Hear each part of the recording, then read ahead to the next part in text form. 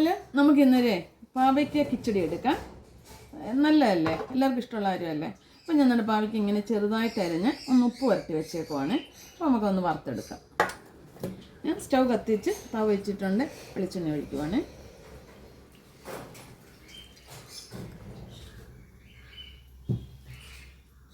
ചൂടായിട്ടുണ്ട്, ഞാൻ പാവയ്ക്ക ഇങ്ങോട്ട് ഇടുവാണ്.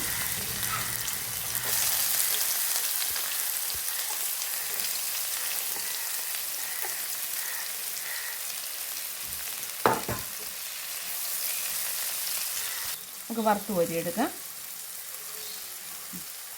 ഇതിനകത്തോട്ട് ഞാൻ 3 പച്ചമുളക് അരിഞ്ഞ കൂടെ അങ്ങ് ഇടുവാണ്. ലേശം കറിവേപ്പില കൂടെ. അപ്പോൾ ഇതൊന്ന് മൂത്ത് വരുമ്പോഴത്തേക്ക് അതും ഒന്ന് റെഡി ആയിക്കോളും.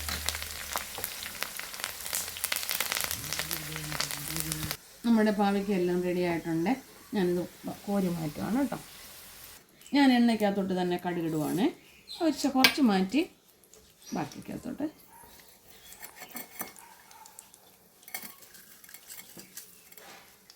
പച്ചമുളക് കൂടെ,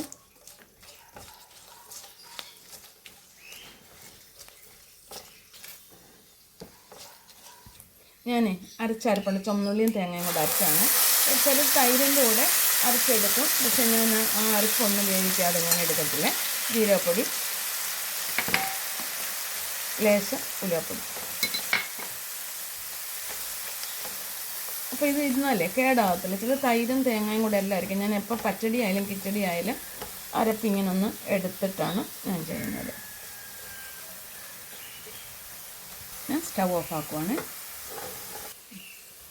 ഞാൻ അരപ്പിങ്ങോട്ട് ഒഴിക്കുകയാണ്. പച്ചടി നമ്മൾ വേവിക്കുന്നത്. പാവയ്ക്ക ചിലർ ഒത്തിരി മൂപ്പിച്ചെടുക്കും, പക്ഷേ ഇതാണ് നല്ല പരുവം. നമ്മുടെ തൈര്,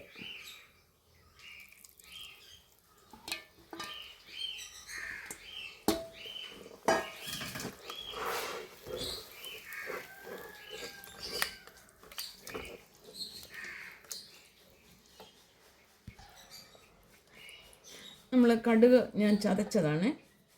ഇച്ചിരി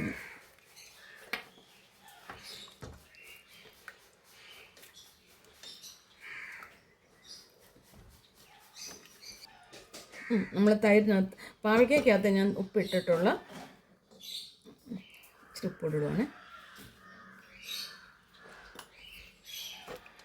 എല്ലാവരും പാവയ്ക്ക കിച്ചടിയൊക്കെ വെക്കുന്നതാണ്. അപ്പോൾ ഞാനിങ്ങനെയാണ് വെക്കുന്നത്. അപ്പോൾ ഈ കിച്ചടി നിങ്ങൾക്ക് ഇഷ്ടപ്പെട്ടാലേ ഹെൽപ്പ് ചെയ്യാൻ മറക്കരുത്.